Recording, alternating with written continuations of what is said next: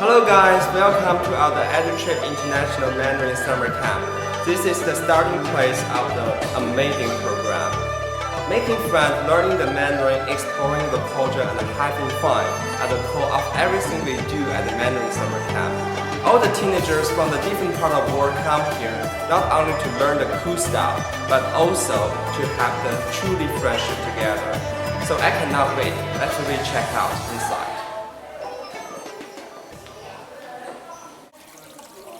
Before coming to Beijing, I thought it was interesting, but I didn't really know much about Beijing. Before I came to China, I did hear a few stories like from my mom because she's been to China before for work and just for fun, I guess. But she told me about the Great Wall and about all the different things that, like the Forbidden City and places that we've been.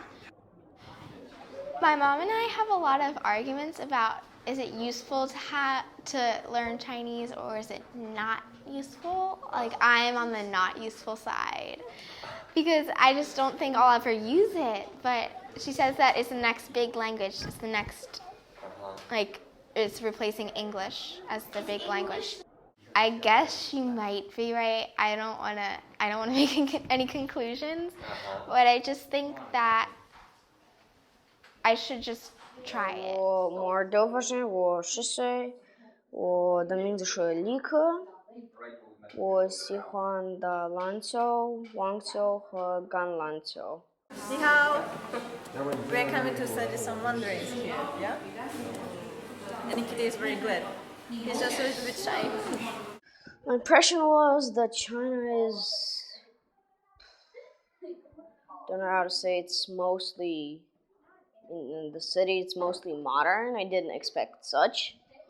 But I mean, I expect like more modern buildings, more new, but it's still fine. It's nice. It's Chinese stylish. Yeah, it lived up to the impressions. Originally, I thought we were going to be in the city, but when I got here, I figured this was a little bit more fun than going into the big city and doing everything else there. There's more things to do here. Like everywhere around here, you can get anything you want. It's all right here. Or in the city, you have to walk to everywhere. Here, it's pretty close together. Hello, my name is Sophia. I'm 11 years old. I'm from Singapore. Because I kind of already know Mandarin, but sometimes in class, sometimes I don't really pay attention. So I thought maybe if I went, I stayed in China, where sometimes I just had to speak in Chinese. I don't really have other choice because I talk to Chinese people in Chinese. You can't talk to them in English. Okay. So it was a good idea. Which bottle? We have chosen this place as our classroom mainly because it's very traditional one. And you know, if someone want to learn a language, will they have to choose a place with full language environment. So I think this tea house creates such kind of environment.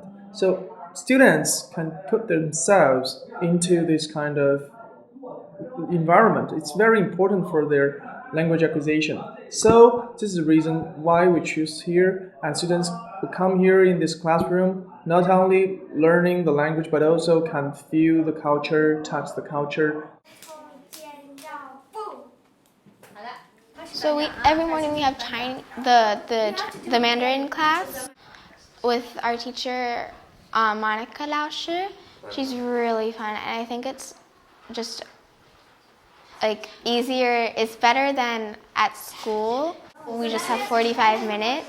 When here we have 3 hours, and at school it's more like we have presentations or we just have workbook stuff. But Monica Lao Shi, she makes everything fun and interactive. She kind of makes us have fun while we're learning, so she kind of tricks us into learning sometimes. She kind of makes us have fun, so we're playing games, but at the same time we're learning Chinese and practicing. Well, originally I came just to speak Chinese, but then I found the classes were kind of fun, and then I like those too.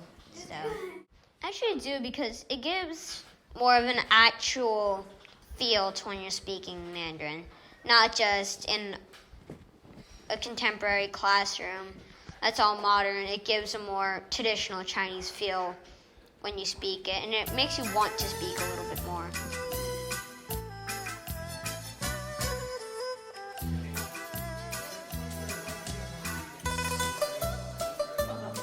Yes, I really do like Chinese food.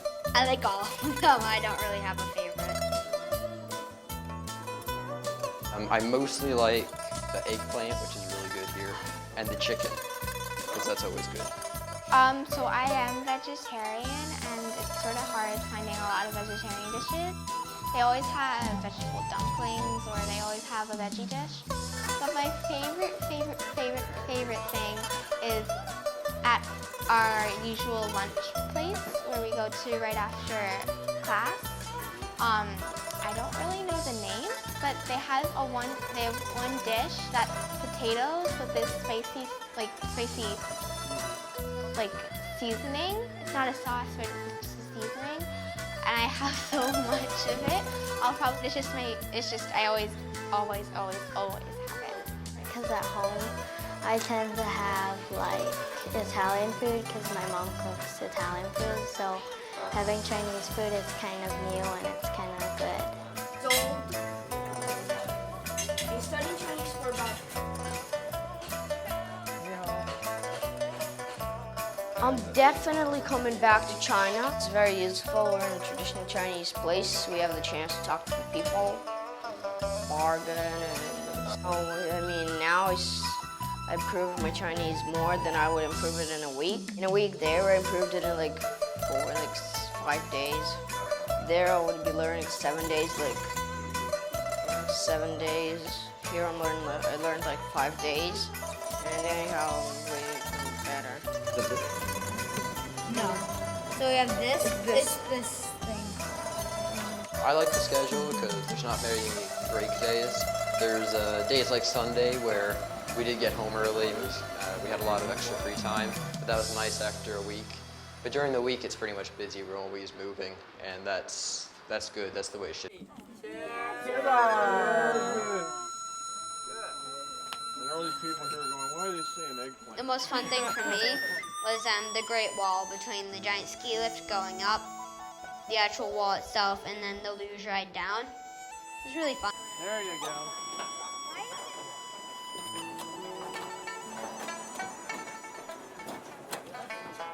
was a bit nervous at first because it kind of felt like I was going to go off the track, but eventually it was actually pretty fun. In addition to climbing the Great Wall, I also really liked the Forbidden City. It's old and it's huge, and I don't know how they made it back then, considering how big those walls are. It's just amazing what they managed to do. Aside from indoor teaching class, we also encourage our students to put what they have learned into practice. For example, we have designed a kind of mission book. In this mission book, there are altogether 15 missions. Students have to complete all these kind of missions in a team. So this can not only practice their language, but also can let them know what teamwork is. I will give you an example. We have a mission in National Museum, and this kind of mission is quite interesting because students can not only practice their language during the whole process, but also they have to try their best to make a team and to conquer all the kind of difficulties with the help of teamwork. We put our class everywhere, even during the mission, even during visiting a national museum. So this is what we really want our students to do. Because only in this way can they improve their language. I think the mission book is a good challenge, yeah. I know I can spend time sitting there trying to figure out what the mission book says after the briefing. So it's a good challenge. It is useful because we get to practice writing and practice figuring stuff out on our own instead of always being in the classroom or doing workbooks and stuff like that. Well, of course, my favorite one is the activity where we went shopping and we had like a certain amount of time to get all these things. But that was just like not really a learning. It was more of using what we had.